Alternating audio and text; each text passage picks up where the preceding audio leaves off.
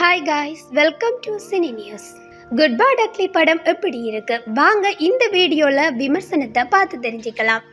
ஆதிக் ரவிச்சந்திரன் இயக்கத்தில் அஜித் குமார், த்ரிஷா நடிப்பில் இன்று உலகமெங்கும் ரிலீஸ் ஆகி இருக்கும் குட் பை டக்லி திரைப்படத்தின் விமர்சனத்தை பார்க்கலாம்.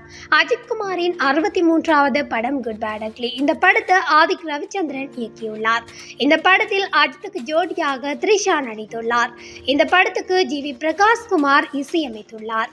இந்த படத்தை மைத்ரி மூவிஸ் மேக்கர்ஸ் நிறுவனம் தயாரித்திருக்கு. இந்த படத்துல பிரசன்னா, அர்ஜுன் தாஸ், பிரியா பிரகாஷ் வாரியர் ஆகியோர் முக்கிய கதாபாத்திரத்தில் நடித்திருக்காங்க. இந்த படத்தில் ஒளிப்பதிவாளராக அபிநந்தன் ராமானுஜம் பணியாற்றியிருக்கிறார். குட் பை டக்லி திரைப்படம் 250 கோடி பட்ஜெட்டில் பிரம்மாண்டமாக தயாராகி இருக்கிறது. அஜித் நடிப்பில் கடைசியாக வெளிவந்த விடாமுயற்சி படம் சொதப்பியதால் குட் பை டக்லி படத்தை தான் ரசிகர்கள் மலை போல் நம்பியிருந்தாங்க.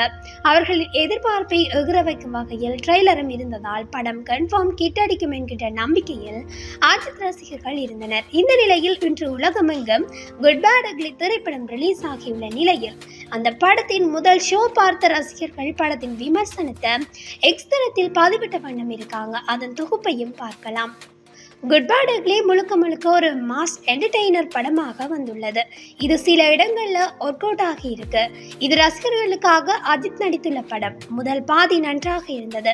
இரண்டாம் பாதி ஒரு பிளாஷ்பேக் எபிசோடுடன் நன்றாக தொடங்கினாலும் அதன் பிறகு பெரிதாக எதுவும் இல்லை. இறுதி வரை இழுவியாக உணர வைக்கிறது. சில மாஸ் காட்சிகள் மிகவும் நன்றாக இருந்தன. விண்டேஜ் அஜித்தாக பார்ப்பது மகிழ்ச்சியாக இருக்கு.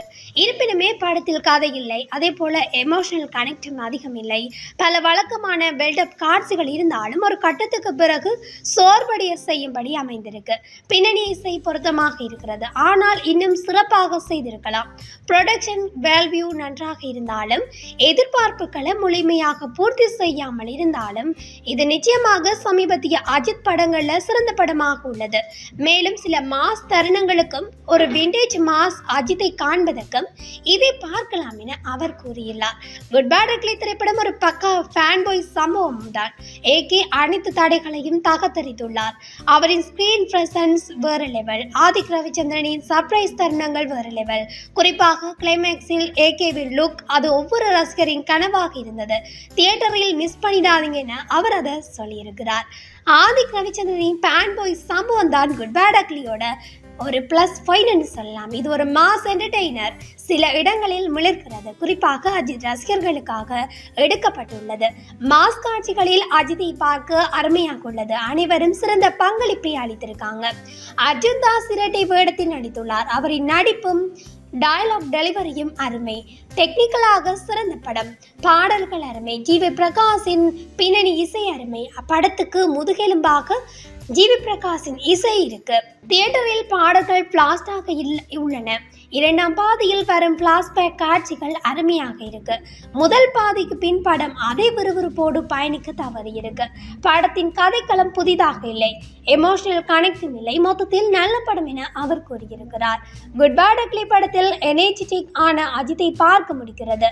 இந்த படமே பில்டப்பு, ஸ்லோ மோஷன் மற்றும் சண்டை காட்சிகள் நிறைந்ததாக இருக்கு. ரசிகர்களுக்கு விருந்தாக இருக்கும். ஆனால் கதையும் இல்லை, எமோஷனலும் இல்லை. ரசிகர்களுக்கு குட், நியூட்ரல், ஃபேன்ஸுக்கு பேட், கேட்டர்ஸுக்கு அக்லி என்று இது அஜித் ரசிகர்களுக்காக எடுக்கப்பட்ட படமாக அமைஞ்சிருக்குன்னு சொல்லப்படுது.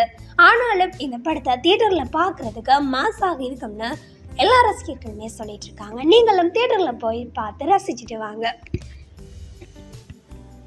இதை பற்றி நீங்கள் என்ன நினைக்கிறீங்கன்றதை மறக்காமல் கமெண்ட்ஸில் சொல்லுங்கள். இது போன்ற காணொலிகளை உடனுக்குடன் தெரிந்து கொள்ள நம்ம சினி நியூஸுடன் இணைந்திருங்கள். தேங்க்யூ, பாய்.